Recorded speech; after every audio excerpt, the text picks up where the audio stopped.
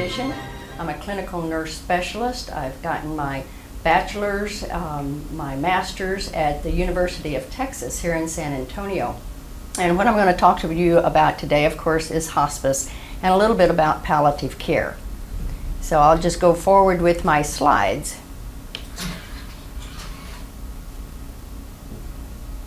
The word hospice has been around since the Middle Ages and maybe a little bit before, and all it means is people caring for one another. It comes from the Latin spelling Hospes,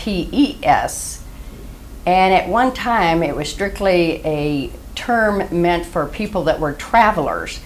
And most of these people in the Middle Ages, which is about 500 AD to about 1500 AD, were on their way to the Holy Land. Now presently, it's a place for terminally ill patients to rest while on life's last journey. And actually, it's not even a place, but a philosophy of care for terminally ill patients. You can see where the Swiss Alps would be very tough terrain for people to travel over, trying to get to the Holy Land without having a hotel or a place to rest.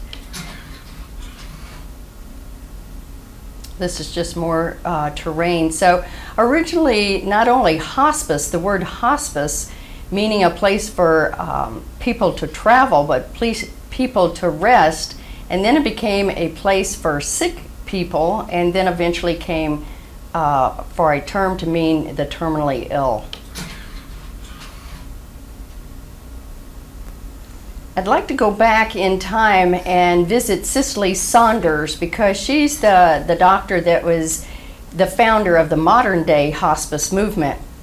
And in the early 1940s, she came from a prominent family, a well-to-do family that really wasn't that interested in her becoming a nurse or going to nursing school, but she was very persistent and did go to St. Thomas School of Nursing in London, England. But she'd always had back problems, and you can see where she'd had a back injury in 1944. Also notice that this is the time of World War II. And in 1945, her parents separated. So here was a war going on. She had had an injury. Her parents got separated. And during that time, she became a Christian. And she was asking God, what do I say to say thank you to you and to serve you? And she really didn't get her answer for a while. I have met Dr. Saunders in just a couple of years ago. It's actually about 2000 in Florida. She's a wonderful lady. When she met with terminally ill patients during World War II, she was asking them what their needs were. And she was telling them in return to talking to her and exploring what their needs were, this is her promise to a terminally ill patient. You matter because you are you, and you matter to the last moment of your life. And we will do all that we can, not only to help you die peacefully, but also to live until you die. And I think that's the part that I would like everyone to remember, also to live until you die. So not all hospice philosophy is concerned with the actual actively dying process. It's how do you live before that happens. The patient that she talked to the most when she could not do nursing any longer and became a social worker in 1947, she met David Tasma, who was a Polish Jew, and he was also separated from his family, and he had inoperable cancer. And he said, well, what I want from a healthcare professional is only what is in your mind and in your heart. So he not only wanted your compassion, but he wanted your education and all of your knowledge. In return for that compassion and that knowledge, he said, I want to be a window in your home, and he was actually the first contributor to St. Christopher's. But what he means by I want to be a window in your home, he meant that he wanted her to be able to see into his soul and have good communication, open communication to what his true needs were. Now this is a very poor slide, but it shows you in between these blackened areas, which are subway stations, that she created St. Christopher's almost in the center of London, not quite, actually in the southeast part. But she wanted to keep the patients close to their families, and she wanted families to be able to travel by subway to get to the patient. She then, after being a nurse, a social worker, became a physician in 1957, and she met another hospice patient, Antonio, in 1961.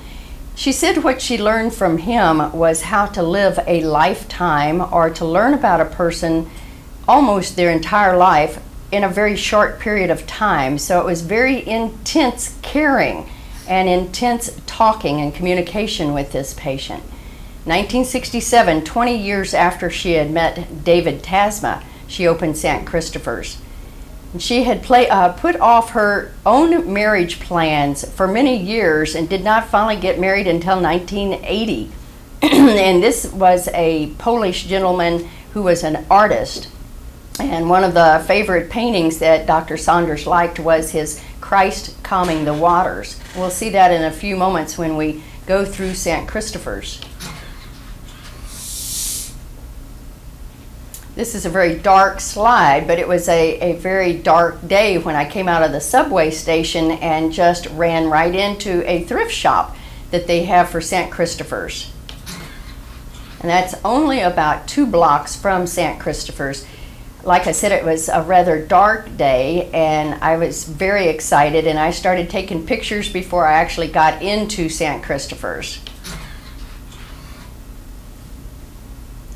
This is just showing that they not only have inpatient beds, but they also have a home hospice van, and the staff goes out to visit the homes like they do here in the United States. They cover a 6-mile radius and have, I don't know how many hundreds of patients in that 6-mile radius. You can see the emblem or symbol of St. Christopher's Hospice, and this is St. Christopher carrying the Christ child across treacherous waters from one side to the next side, meaning from this world to the next world. He's carrying that person safely across. This is the actual picture at St. Christopher's, and they were doing some remodeling at the time that I was there, which was 1995. Look at all of the windows. David Tasma created all of these windows, symbolic of the open communication and opening the patient's spirituality and actually seeing what are the needs, what are their hopes, what are their fears.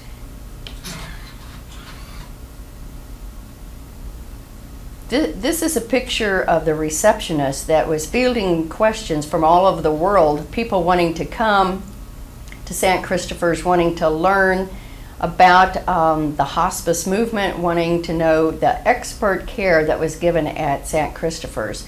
So they also have neighboring families that will put up students for weeks or a day or a month at a time so they can study at St. Christopher's and then take it back to their own country. The day that I was there, I was very fortunate to have a sister give me a tour of St. Christopher's, and she took me to the chapel first. And she was showing me some of the artwork of Dr. Saunders' husband that's in the background. Then I was curious about the chairs, and she said, and not pews, and she said, well, that was for a reason. They let the patients come in their beds, and so they removed those chairs to allow room for beds. The thing that I'd like for people to notice is all of the different types of things and activities that St. Christopher's encourages, if the patient is feeling like it, to live like Dr. Saunders, and music is always included. Just some of the bright colors are around. This is like an entertainment center. It has a lot of music. The day that I was there, they were doing poetry day, so poems were all over the hallways on display.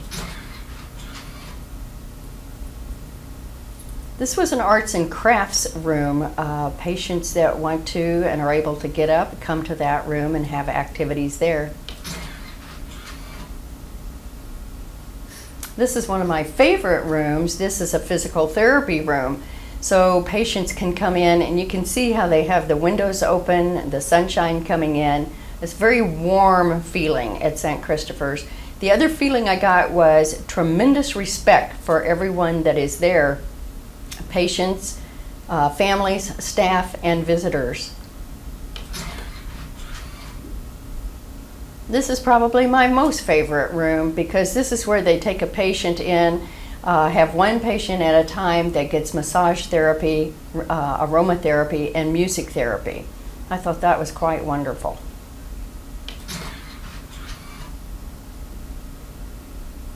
This is just to show you a picture of how the wooded area is around St. Christopher's. Even though they're almost in the middle of London, they built St. Christopher's on about 2.5 acres of land, and it's a very wooded area. So these patients are around nature, which seems to be a stabilizing force for people that are having so many losses.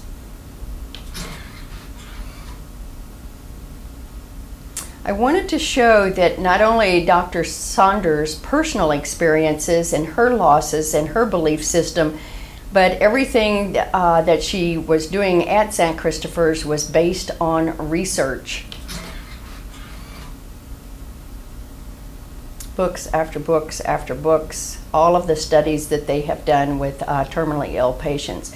And she was the one that is giving credit for the scheduling the pain medication instead of the PRN for chronic cancer pain, and giving it the most inexpensive way and by PO.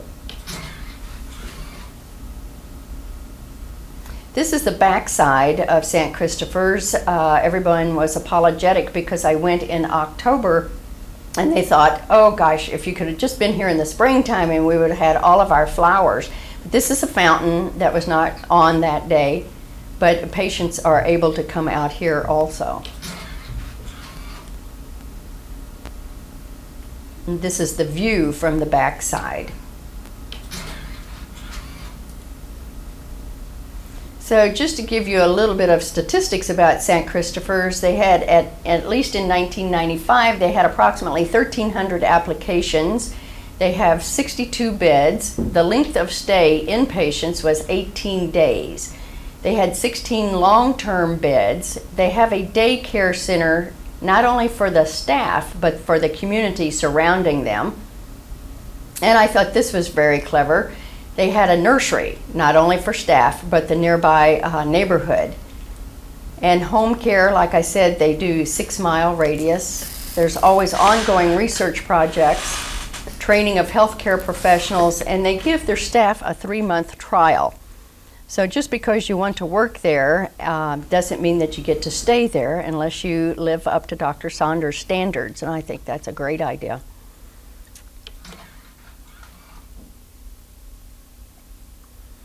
Their total income, let's see, we're looking at 94 and 93, and it looks like they almost doubled the income from their expenditures. Not quite, but almost.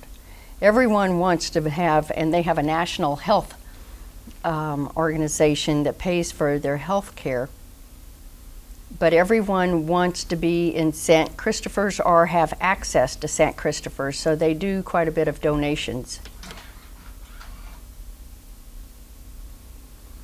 Now I just moved from London over to the United States, and we know that from 1940s to 1960s there was World War II coming to an end. There was an increase in technology. Dr. Saunders had opened up St. Christopher's in 1967, and then actually came over and helped create the Connecticut Hospice, our first hospice in the United States, in 1974. This was also the time that Dr. Kubler-Ross was doing her death and dying studies with terminally ill patients. In 1978, the National Hospice Organization was created. The VA opened their first hospice unit in Los Angeles, California, and we actually had our first hospice here in San Antonio. Dr. Promomo was very instrumental in opening St. Christopher's Hospice in the King William area.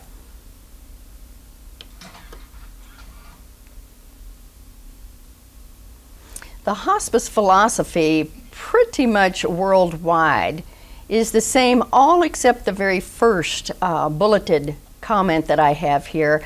Medicare is the one that actually said less than 6 months life expectancy. But one has to remember that Medicare also has 2 90-day recertification periods and then an indefinite number of 60-day recertification. So there are hospice patients that have been on hospice maybe a year, 2 years. I'm not so sure about 3 years, but they're not discharged if death hasn't occurred before 6 months. But the rest of the criteria is pretty much worldwide. Hospice is palliative care. It's not curative treatment. The quality of life more than the length of life is what's important. So they're not trying to do interventions that would prolong life, but they're not trying to hasten death either. And this is where we have an essential need for an interdisciplinary team, because hospice looks at the whole person, not just the physical aspect. So you need doctors, you need nurses, social workers, psychologists, chaplains. We'll talk about volunteers in just a moment. Dr. Saunders felt it was essential for patients and families to be together. Remember that she started thinking about hospice philosophy during World War II, and when patients and family, or when people were separated from one another, and she was taking care of David Tasma, who was separated from his family, and her parents were separated. So she definitely thought that the patient and the family should be treated as one unit. She also knew that most of the time the patient wanted to remain at home, and she knew how fatiguing that was for the family.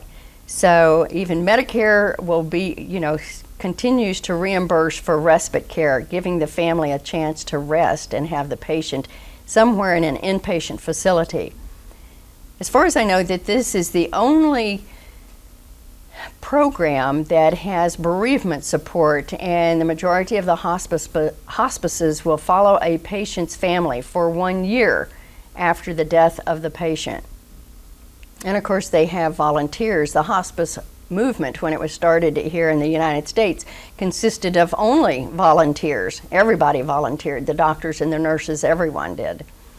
The volunteers now, I think, are required to have 18 hours of training, because these are people that are laymen, possibly, and they go out to the home. And so Medicare wants the volunteers to be able to not only contribute to the comfort of the patient, but also wants to protect the volunteers. So they need a support system, and they need to know how to get that support, and hopefully from a volunteer coordinator. Dr. Promomo is the one that came up with the 3 C's of hospice. Number 1 is the comfort care. 90 to 95% of these patients should be pain-free without any high-tech equipment. It should be hopefully with morphine or something fairly inexpensive that they can take by mouth. And of course, you can take pain medications in many different ways: patches, rectally, sublingual, that type of thing. This is a time also for patients and families to have an opportunity to share their feelings and hopefully forgive one another, make peace with one another, clarify misunderstandings. And of course, it's a time to hopefully complete unfinished business with the world or with the community or with relationships.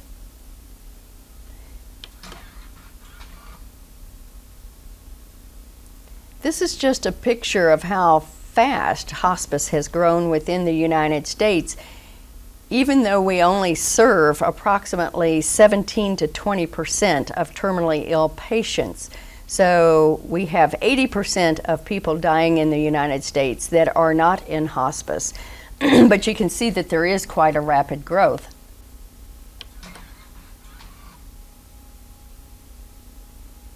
Same way with the number of hospice patients in the United States. The last number I have seen was greater than 700 patients in hospice. The majority of these patients are Caucasian, middle class, probably in their 70s. Just to give you an idea, most of them, I would guess, not quite, but almost 70% have cancer diagnosis, but this is not limited to cancer. Any diagnosis, if the physician feels like they're terminally ill or have a very short life expectancy, we take any disease process.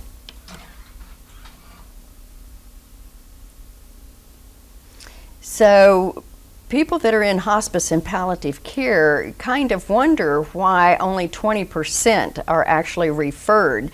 And this is what I think the support study came up with, that our Western society has an attitude that death is an enemy to be conquered, and sometimes the inability to ward off death might be seen as failure. So there's always the attempts to maybe we can help cure this patient or prolong the living process.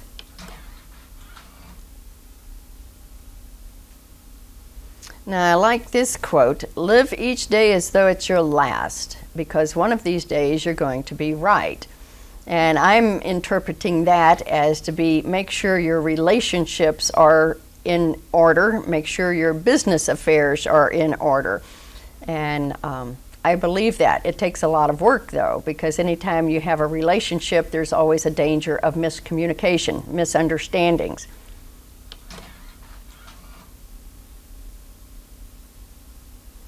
Well, we know that Oregon passed the law of physician-assisted suicide in 1994, but it's also interesting how this state has become the highest percentage of patients being on hospice, the highest percent with advanced directives, and the lowest number of patients dying in the hospitals.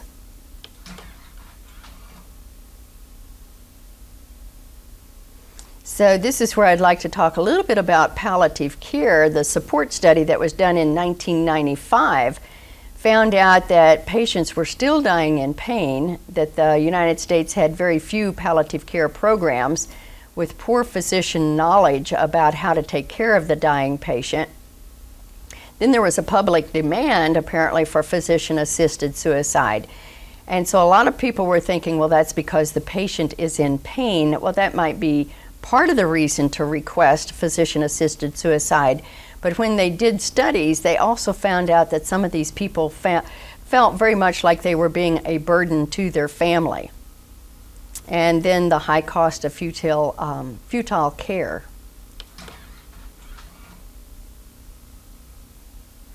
Back to the support study that was done in 1994, and it was published, the results were published in JAMA in 1995. They were showing how many terminally ill patients were experiencing unrelieved pain in the last 3 days, was almost 50%. And that 50% of the patients studied died in the hospital and were still receiving some kind of invasive treatment. And the other thing, I don't know that I have it on the next slide, but a lot of the times that the physicians were not even aware of what the patients wanted, what their wishes were.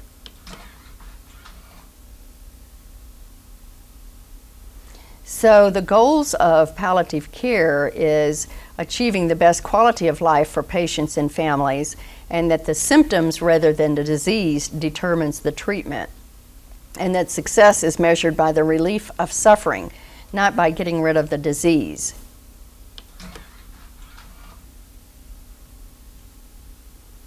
And one physician said back in 1857 that physicians' duties are to diagnose, initiate treatment, offer relief of symptoms, and to provide safe passage. And I think the diagnosis and initiating treatment has been probably very successful. Now we're trying to catch up with relief of symptoms and providing safe passage in the last months and days of a patient's life. This is just the World Health Organization's definition, and it's just saying the goal of palliative care is achievement of the best quality of life, determined by patients and their families, not us, what they consider their best quality of life.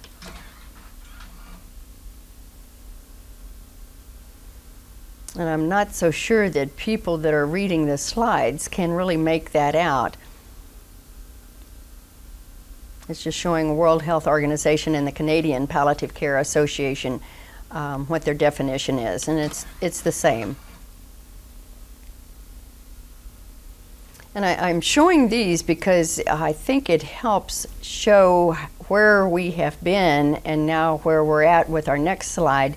But you can see how traditionally we've kept everybody in separate boxes. And we don't even talk about end-of-life care until at the very, very end.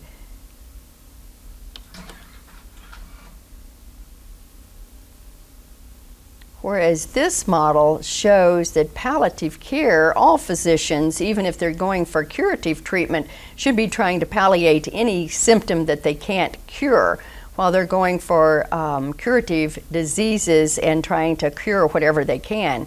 So that's why you see the dotted lines.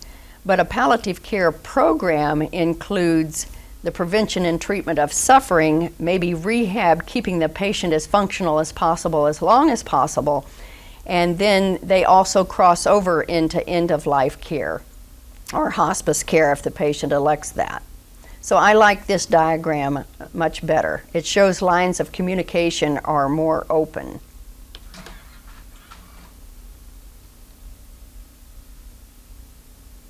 The one reason why I was so interested in hospice was because it takes into consideration the entire patient. It's not just the physical aspect. What I've heard is that it's fairly easy to get people out of their physical pain that might create suffering, but when you add on to it their fears and all of their social conflicts, and then possibly their spiritual fears, you need a whole team concentrating on this. And this is very in-depth. This is not done superficially. This is very difficult to try to cover this much area in only 2 to 3 weeks of time. So we always advocate for earlier than later for patients, so we can help them in any of their aspects of suffering.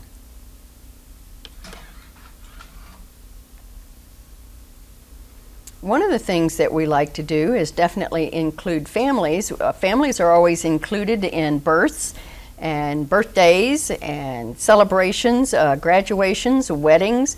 And so we want the family around during this very important event. And it's also very helpful for the patient if they can have access to their families. So we never keep families away. We always allow 24-hour visitation rights in our inpatient facility at the VA.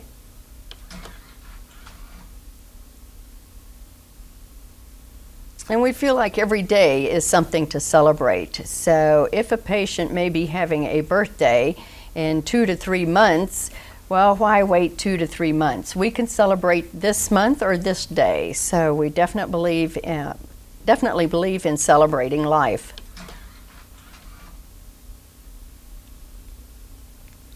Well, some people don't have families, or maybe their families just can't get here. Well, some patients have pets, and so we allow pet visits, and they really enjoy that. Everybody loves pets most of the time.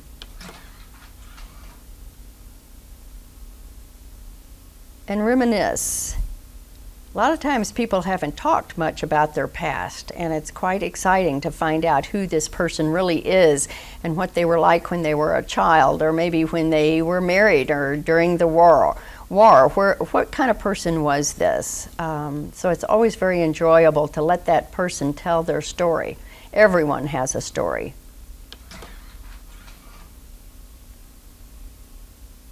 We have recreational therapy, and they do a lot of diversional activities, watching movies, taking them out. They've taken our hospice patients out, the ones that want to go and are able to go to the Spurs game, mission games, shopping at Christmas time, playing games. They play bingo a lot. Music therapy, this is very instrumental, especially with Alzheimer's patients. They really enjoy music therapy. I've just am in the process of doing a study right now with patients on other parts of the hospital, and we have a cart, and music is the thing that people want the most. I have clowns going around with this cart, and humor is another thing that's very welcomed, but music is their favorite. Relaxation. Some people have never learned how to relax.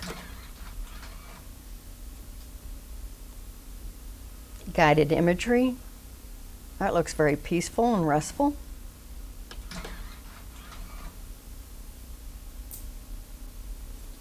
Exercise might not be this vigorous, but I can tell you that everybody, even if they're in hospice, if you go to, quote, an exercise group, that feels like you're part of the mainstream living that's going on. And so a lot of people, if they're able to do much of anything, they like that word exercise.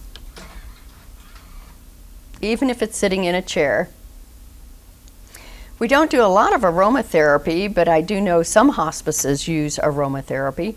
And whether it's the attention that the person is getting, receiving, and if it's applied by oil, the touch, I don't know, but most people enjoy aromatherapy.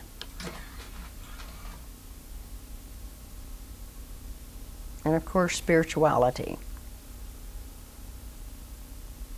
Most of the patients that I have met do believe in a higher power than themselves. And some of them may not be into religion, but they do believe that they have a spirit.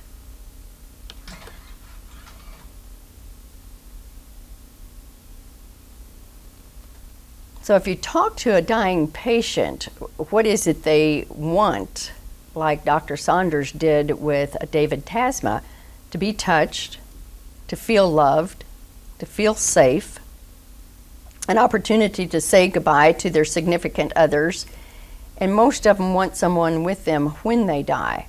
But occasionally you'll find a patient that we think maybe out of protecting the family members will die even if they've been hanging on for weeks and weeks and weeks, and the relative happens to step out for maybe less than 30 minutes, the patient, it seems like, picks that time to actually die.